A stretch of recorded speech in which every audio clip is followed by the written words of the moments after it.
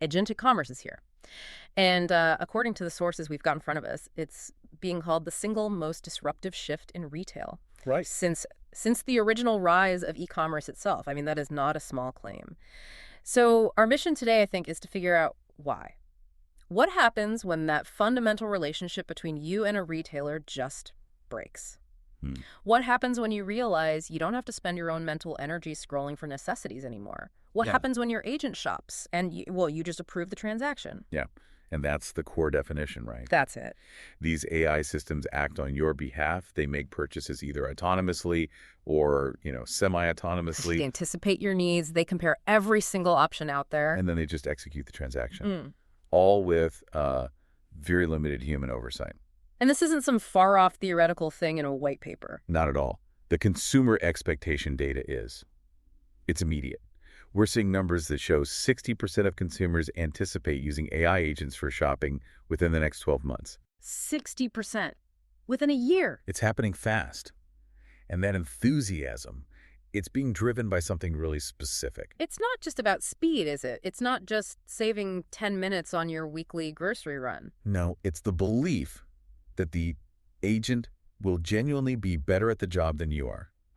Look at the data on pricing. Okay. 74% of consumers believe these agents will be effective at finding the absolute right price. That's the real motivator. The savings combined with the convenience. And this is where the disruption gets really fascinating for the retailers themselves. We aren't just talking about, say, Amazon embedding a slightly smarter Alexa into its own ecosystem. Right, to get you to reorder paper towel. Exactly. That's just vertical integration. What we're talking about is the rise of these cross-platform superagents. Okay, so what does that mean? These are sophisticated tools that sit squarely between the consumer and, all retailers. Yeah. They don't have any loyalty to Amazon or Target or your favorite little brand. They just shop. They choose products based purely on bat logic, on structured data. They prioritize your parameters above everything else. It's like having a fully informed, totally ruthless personal shopper who works for you 24/7. I think we need to spend a minute just appreciating the convenience here, because it's not just about efficiency, it's about outsourcing the tedious, repetitive mental load of modern life. Our sources give us two great, really relatable scenarios. The first one is the surprise fever story. Oh, yeah, this one's great. It's 10 at night, your kid spikes a fever, and your medicine cabinet is, of course, empty. Instead of scrambling, you just whisper to your agent, I need kids acetaminophen right now. And that one single command just replaced maybe 30 mental steps for a person? Oh, easily. You're bypassing comparing brands, checking local inventory, deciding if you should brave the pharmacy. Or pay for delivery. All of that. Yeah. The agent just instantly cross-references availability and cost. And in that scenario, you just get a notification. Right. Available at CVS for curbside pickup in 12 minutes or delivered in 40 minutes for $4 more. You just tap deliver. And you've completed a crisis purchase while staying focused on your kid. You didn't worry about the store, the brand, the dosage. The problem was just solved. It's cognitive relief. Totally. Yeah. Or take the taco night scenario. You just text your agent, add ingredients for chicken tacos for 4 people tonight. Boom. The agent pulls a recipe you like. It compares the price of chicken, cheese, tortillas across, let's say, 3 local grocers. Whole Foods, Kroger. Instacart's marketplace, yeah. And it schedules the delivery for 5 p.m.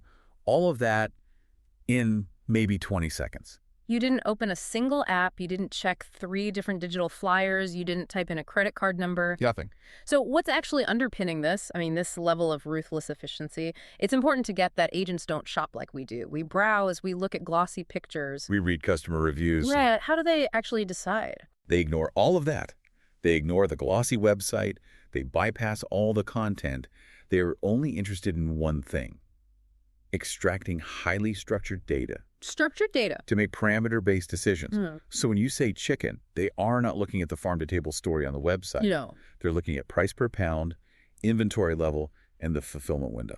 That's it. So structured data means the agent isn't reading the marketing copy. It's reading what, like a spreadsheet version of the product? That is a perfect way to put it, yes. They're reading APIs, inventory feeds, pricing updates. And this is why consumers have such high expectations. They want the agent to excel at finding the right product, that's a 68% expectation, the right price, 74%, And the right time, 72%. Routine tasks just vanish. Imagine your agent connected to a smart laundry dispenser. Right, it pings you. You're down to 2 loads left.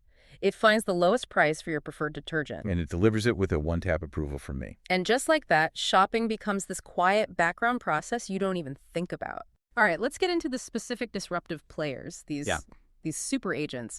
Because while platforms like, say, Instacart's cart builder are smart, they're still basically inside a specific company's walls. They're embedded, yeah. Yeah. The big challenge comes from companies that are truly cross-retailer. And the best case study for this right now is Perplexity Shopping. They represent a fundamental shift in how a transaction even begins. They're not just a search engine with a shopping tab. They use natural language processing to understand the intent behind complicated human questions. So instead of me typing wireless headphones black, I'm asking something more human, like, what are the best wireless headphones for travel that have noise cancellation but won't fall out when I jog through the airport? Exactly. That's a messy human question. It is. And Perplexity's genius is delivering these curated, synthesized product recommendations based on that nuanced intent. It pulls data from reviews, product listings, expert summaries, and it gives you an answer that looks more like a research report than a product page. And this is the critical difference, right, from traditional platforms that are just dominated by SEO and paid placements.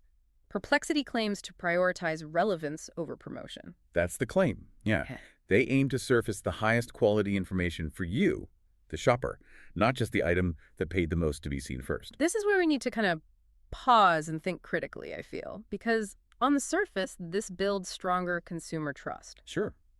It feels transparent. They cite their sources, they summarize credible information, they explain why a product is recommended. Are we just trading one black box, the opaque world of SEO algorithms, for a new black box, which is the opaque world of bot logic? That's the question. We are putting a huge amount of trust in the agent's definition of what best even means. That's a great point. But for the average person, the convenience is so immediate. Perplexity has partnered with PayPal for an instant buy feature. And that's all about reducing friction. Totally. We all hate those frustrating multi-step checkouts. Here you complete the whole transaction right inside the chat window. It streamlines that path to purchase immediately. Now, right now, that feature is limited to a small list of partners, I think 5 brands. Yeah, like Abercrombie & Fitch, Ashley Furniture, a few others. But it shows the direction of travel. Minimize the checkout friction wherever you possibly can. And crucially, the agent is just the matchmaker in all this. The retailer is still the official seller. Right.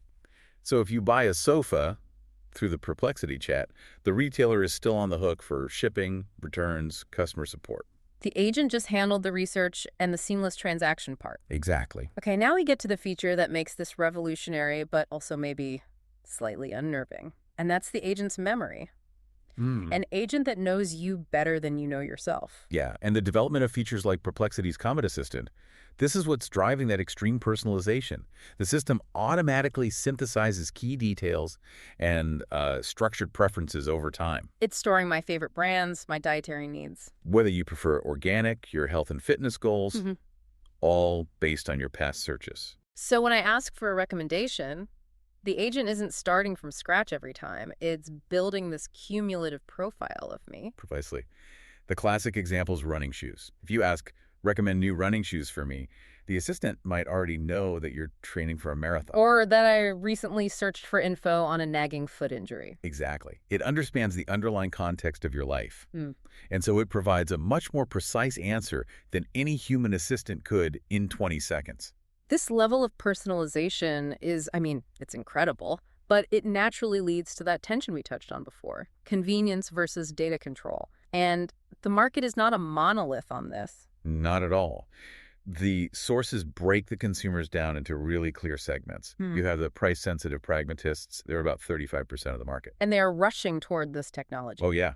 They only care about the savings and the efficiency. They are more than happy to trade data for a lower price. But then you have the privacy-conscious skeptics. That's about 30% of the market. And these are the ones asking the fundamental questions. Wait a minute. You're collecting and tracking my consumption habits, my location, my medical history in this memory feature. They place a very high value on data security. And on retaining control over the final decision. And that control is key to winning them over. These systems are designed so you, the user, remain in the driver's seat. So you can just turn it off? You can easily turn the memory feature off entirely. And if you browse privately, like in an incognito mode, the memory and search history are automatically disabled. And the data is encrypted. It has to be. Yeah. System needs to respect that segmentation or the skeptics just won't adopt it, period. So we've painted this picture of seamless, effortless purchasing. But before we all, hand over our financial lives to a machine, we need a reality check. This technology is still evolving, and the early days are always messy. Oh, they are definitely messy. The early tests of Perplexity's shopping agent really highlight the challenges of true autonomy. We are still very much in the beta phase. So give us an example of a bot going bad. Well, the sources cite this specific difficulty with a simple routine task. Just buying a tube of Crest toothpaste. Okay, what happened? The process took hours, and sometimes the agent just failed outright. Why? Because the data it was scraping from the retailer's website was stale. The system thought the product was in stock, but when it actually tried to execute the purchase, it had been sold out at Walmart for hours. So the agents are still making these basic, frustrating, almost human-like mistakes because they're relying on static information instead of real-time inventory. Precisely. You are paying the agent, and the agent then attempts to buy it on your behalf, but that task might not be instantaneous. A Perplexity spokesperson even acknowledged that they currently require human oversight providing occasional support. Ah, so there's a person behind the curtain sometimes? To make sure the transactions are timely and correct. It's not fully autonomous yet. But despite these technical hiccups, the entire retail industry's, well, they're sweating because they know where this bot logic is ultimately headed. They do. And for retailers who are unprepared for this shift, the financial consequences are severe. We're talking about potential EBIT erosion of up to 500 basis points. 500 basis points. That is a devastating loss of operating profit margins. It's huge. And that collapse is due to two related things. First, the agent's logic. It just optimizes relentlessly for the lowest price, which forces price compression across the entire market. And second, brand commoditization. My fancy logo and my expensive marketing campaign mean absolutely nothing to an agent that only reads price, ingredient list, and delivery window. Exactly. Brand loyalty, brand perception. It matters so much less than structured data points. So now retailers have to become agent preferred. What does that even mean? It means overhauling their entire digital infrastructure. They have to make sure the pricing is dynamic, their inventory feeds are clean and readable by algorithms, and their fulfillment speed and reliability are just superior. They have to win the battle of the bots to survive. So let's bring this all back home. Agentic commerce is fundamentally transforming how we get the things we need. It's prioritizing maximum efficiency and price transparency above all else. The convenience getting chicken tacos delivered without opening a single app is enormous, but that convenience is directly proportional to how much autonomy and how much data we hand over to our AI assistant. Yeah, and we've looked at the consumers driving this. You've got the price-sensitive pragmatists rushing toward savings, and you've got the privacy-conscious skeptics who are demanding oversight. The core tension we all face is balancing that absolute relief of outsourcing mental labor. With maintaining critical data control. Exactly. And this transition into a world governed by bot logic leads us to our final provocative thought. It's something for you to mull over as your new agent starts making choices on your behalf. If your AI agent is designed to find the absolute best price and the most efficient fulfillment, and the retailer that consistently offers that optimal service is a company, a brand that you actively dislike or distrust for reasons outside of product quality. Ethical reasons, personal reasons. Do you program your agent to override its own core logical optimization just for the sake of your feelings? In this new economy mediated by ruthless efficiency, what is the exact economic value of brand spite?